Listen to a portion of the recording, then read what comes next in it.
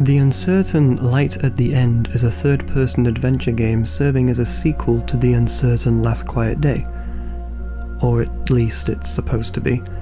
In reality, this feels less of a step forward in the franchise, but instead, more of a wobble.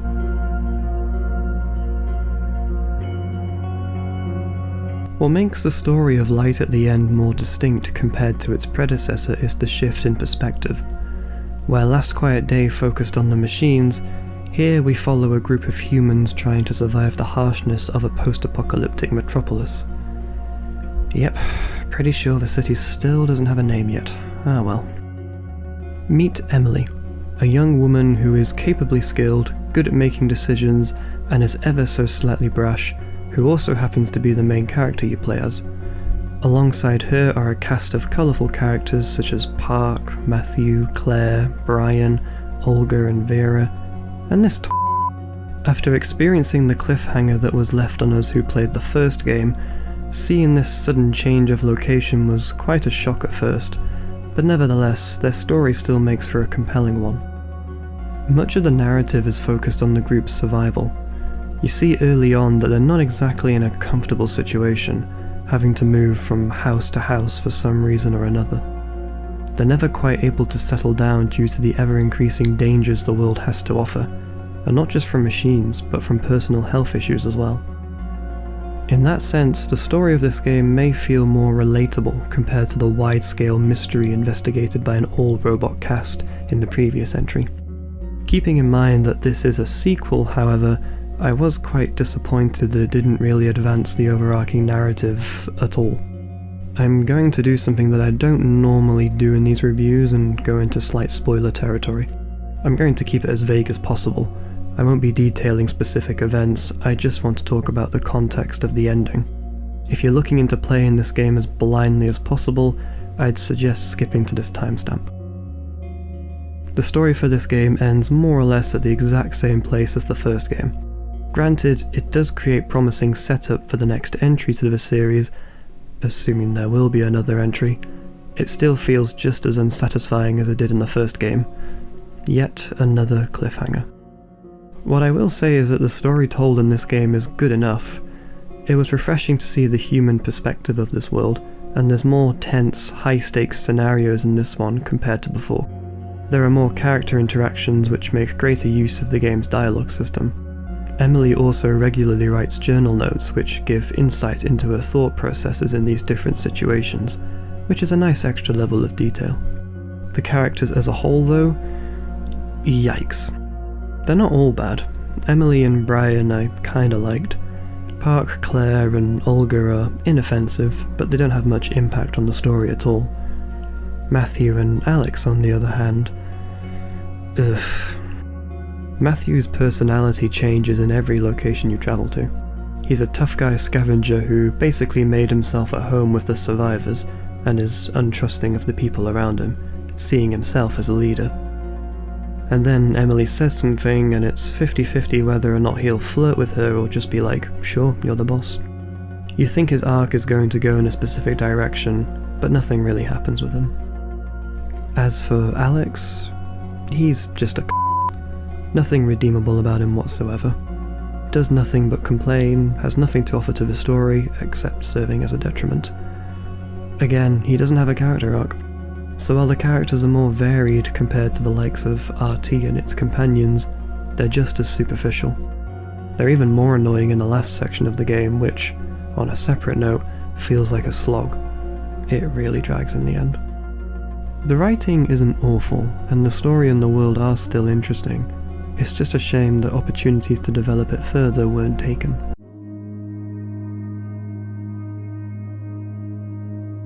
As I said before, the story takes place in the same city as the first game, just in different parts of it that we didn't get to see before.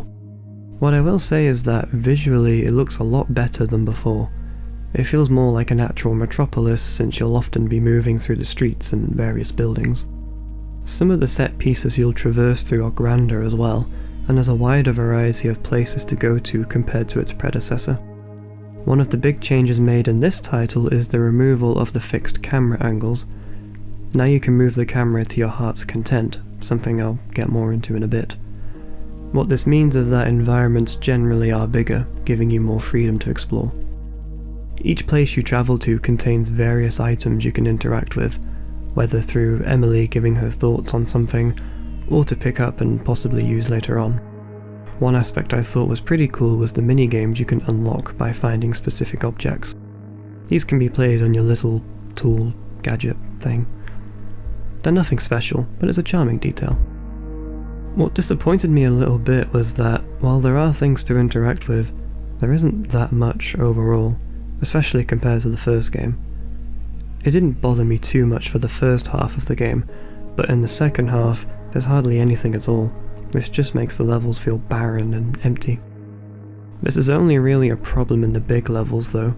Going back to my criticisms for the last section of the game, that part did feel rushed, and this is even more evident when it comes to the level design, as there is really nothing much to see at all. There are things that you'd think Emily would have something to say about, but she doesn't. It just makes the world feel less convincing.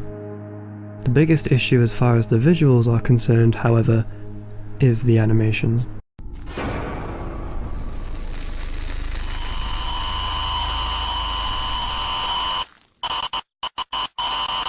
Back in my review for the first game, I said that the animations were serviceable, and that still rings true to this game.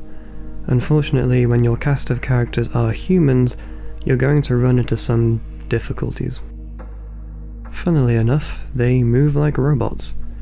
Maybe they are robots. Maybe that'll be the plot twist for the third game.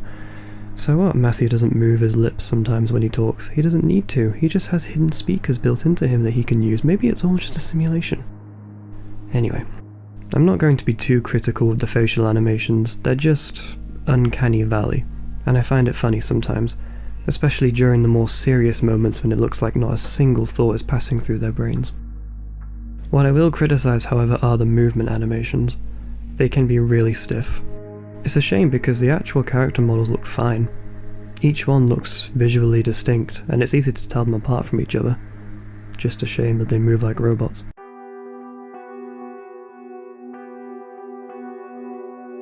Thanks to the freeing up of the camera that I mentioned before, light at the end feels much smoother to play than Last Quiet Day. No longer will your character move in one specific direction regardless of your input.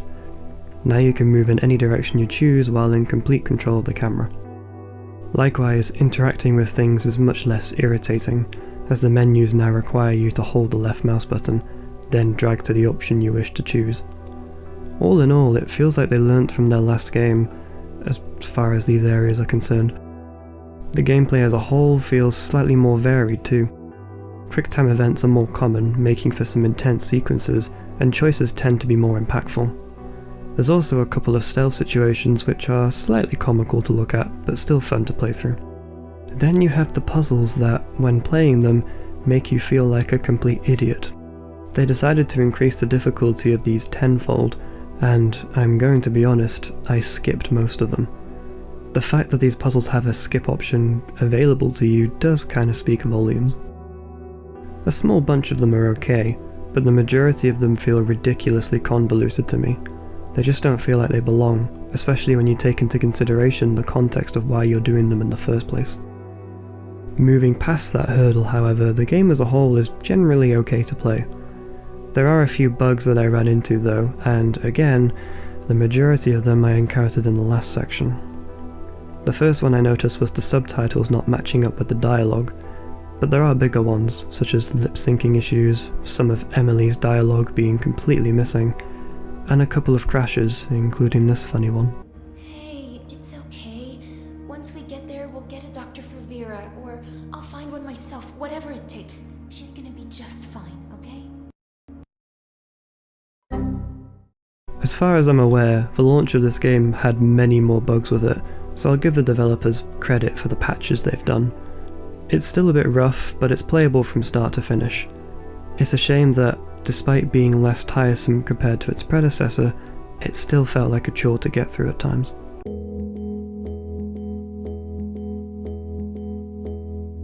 When Last Quiet Day ended with a cliffhanger, I was slightly annoyed, but at the same time I was looking forward to seeing the story continue with its sequel.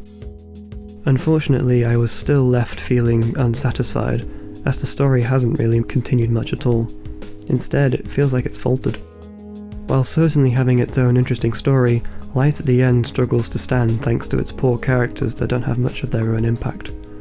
While this is something that can be rectified later on, it's certainly not a good introduction for them.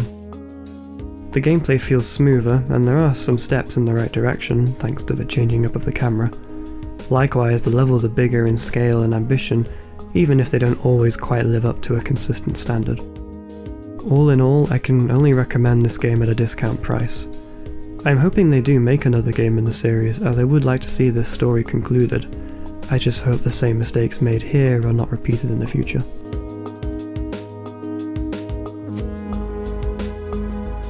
Thanks for watching. If you enjoyed this review, then be sure to leave a thumbs up. Let me know in the comments what you'd like to see me review next. If you want to see more indie game reviews, then be sure to subscribe. Until the next one, I'll see you next time. Bye.